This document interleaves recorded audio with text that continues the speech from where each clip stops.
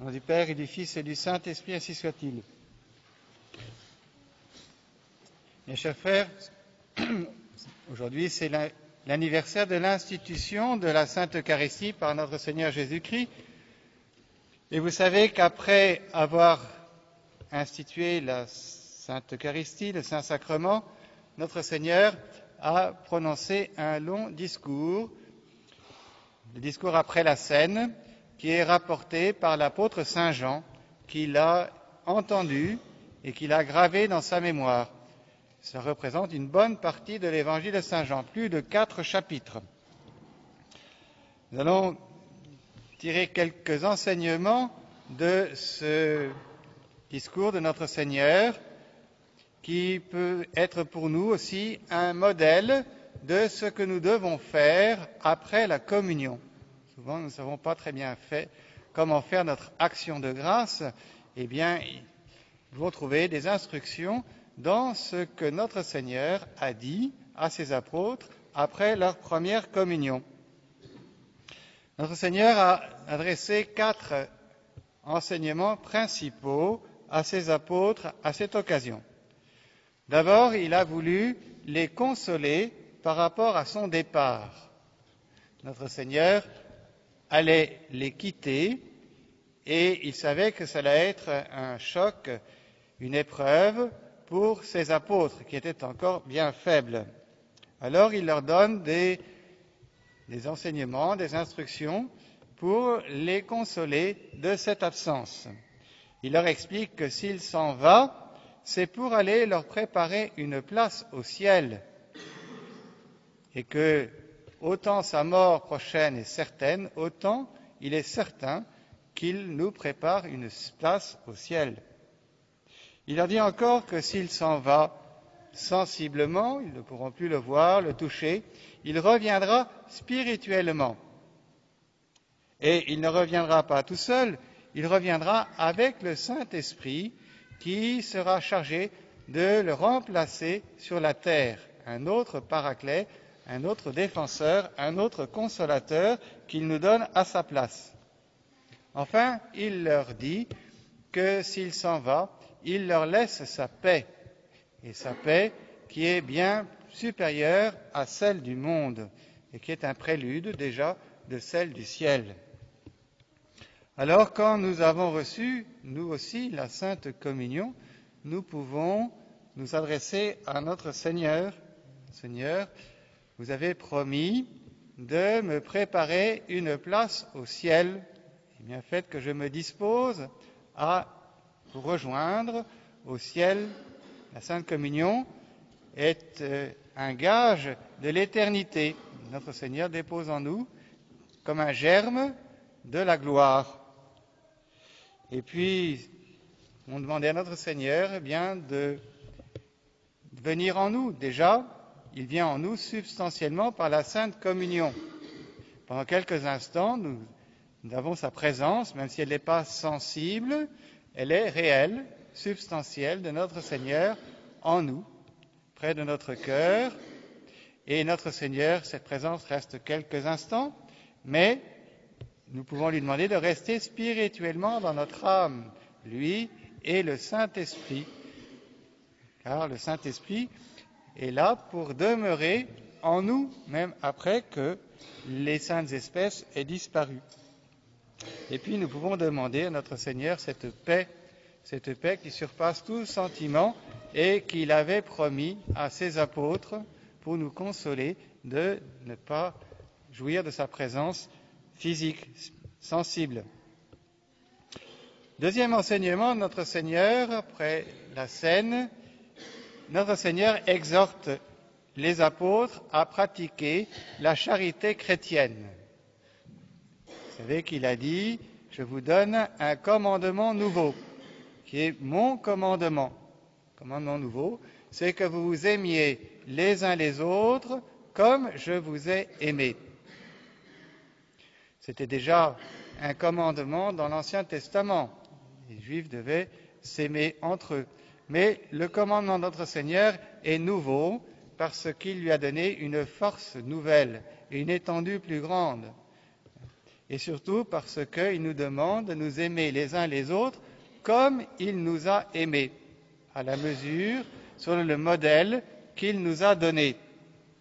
Alors nous pouvons, quand nous faisons notre action de grâce, nous interroger pour savoir si nous sommes fidèles à ce commandement de notre Seigneur. Est-ce que nous aimons notre prochain comme Jésus nous a aimés? C'est-à-dire, d'abord, Jésus nous a aimés le premier, alors que nous n'étions pas aimables. Comme dit saint Paul, il nous a aimés alors que nous étions pécheurs. Il est venu nous chercher. Et nous aussi, bien, nous devons savoir souvent faire le premier pas vers notre prochain, même s'il n'est pas aimable, eh bien, c'est à nous de faire des avances. Ensuite, notre Seigneur, c'est pas contenté de nous aimer intérieurement, il s'est donné à nous. Il a manifesté son amour, et spécialement en se sacrifiant pour nous. Mais nous aussi, notre amour doit être effectif, pas seulement affectif. Nous devons prouver notre amour par des œuvres, montrer au prochain, nous dévouer pour lui. Et enfin, notre Seigneur nous a aimés selon l'ordre et la justice, c'est-à-dire pour nous conduire au ciel, pour notre vrai bien. Et nous aussi, nous devons aimer notre prochain pour lui faire du bien et surtout pour l'aider à pratiquer la vertu, à aller au ciel. Le troisième enseignement de notre Seigneur, principal dans ce discours, c'est il invite les apôtres à observer ses commandements, pas seulement le commandement de la charité, mais ses commandements par amour pour lui. Si vous m'aimez, dit-il, vous garderez mes commandements. Si vous observez mes commandements, vous demeurerez dans mon amour. Quand on aime quelqu'un, quand on a un ami, on cherche à lui faire plaisir en faisant sa volonté, en faisant ce qui lui plaît.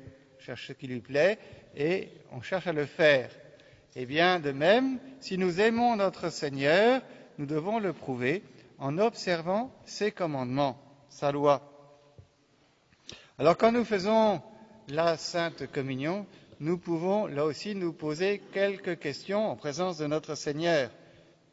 Nous pouvons interroger notre cœur, notre langue et nos œuvres pour savoir si nous aimons vraiment notre Seigneur. Interroger notre cœur, c'est-à-dire réfléchir à ce à quoi nous pensons habituellement, surtout quand nous sommes seuls, quand nous n'avons rien à faire. Quel est l'objet de nos pensées? Est-ce que c'est les biens de la terre? Est-ce que c'est la recherche du plaisir? Est-ce que c'est défendre notre honneur? Ou est-ce que c'est vraiment notre Seigneur, les intérêts de notre Seigneur, de la Sainte Vierge? Ensuite, interroger notre langue, car les paroles sont l'expression des sentiments du cœur.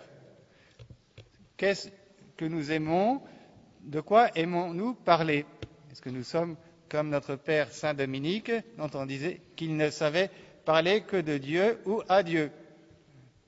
Ou est-ce qu'au contraire, eh bien, nos intérêts, quand nous parlons, c'est bien des choses terrestres et nous n'avons pas beaucoup d'intérêt pour les choses spirituelles?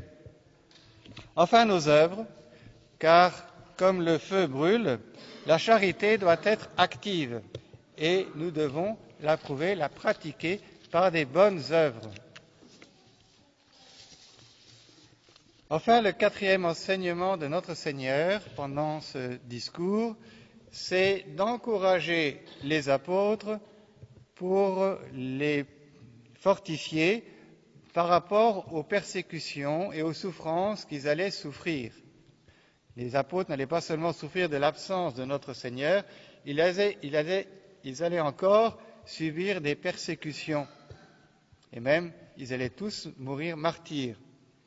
Alors notre Seigneur les console et les fortifie. D'abord, en leur expliquant pourquoi ils allaient souffrir. Ils vont souffrir parce qu'ils sont les membres de notre Seigneur et ils sont ses amis.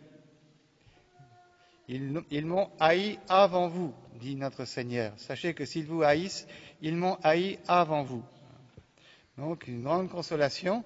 Si nous souffrons, eh bien, si nous souffrons pour notre Seigneur Jésus-Christ. Ensuite, il les console en leur disant qu'il va leur envoyer le Saint-Esprit, non seulement pour tenir sa place, mais encore pour les défendre contre le monde, contre les persécutions, contre les tentations du monde. Enfin, il leur explique que leurs souffrances seront de peu de durée. Et il donne la comparaison d'une femme qui va accoucher, qui souffre, mais après quelques heures, quelques moments de souffrance, elle a la joie d'avoir mis au monde un homme, une personne, pour toute une vie. Eh bien, nous aussi, si nous souffrons, c'est pour un peu de temps et pour une vie, ensuite gagner une vie de bonheur. Alors nous pouvons aussi, quand nous communions, eh bien, demander à notre Seigneur de nous apprendre à bien souffrir et de nous soutenir dans nos épreuves. La communion, c'est aussi une union avec notre Seigneur qui s'est offert en sacrifice, et donc nous devons nous offrir, nous aussi, à ce moment, lui offrir toutes nos peines, toutes nos souffrances. À la fin du discours après la scène, Saint Jean nous dit, « Ayant dit ces choses, Jésus leva les yeux au ciel et il dit, « Père, l'heure est venue. » Et là, il fait une assez longue prière, qu'on appelle la prière sacerdotale de notre Seigneur. Notre Seigneur montre par là que la parole ne suffit pas. Même la parole de notre Seigneur ne suffit pas. Il fallait qu'il l'appuie par la prière pour qu'elle pénètre dans les cœurs de ses apôtres.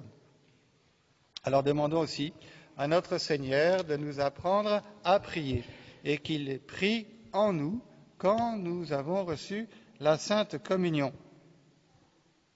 Demandons aussi bien cela à la Sainte Vierge, à son cœur immaculé qui est toujours près du cœur sacré de Jésus, même si ce n'est pas sensible, là aussi, Notre-Dame est présente spirituellement près de nous quand nous avons reçu la Sainte Communion.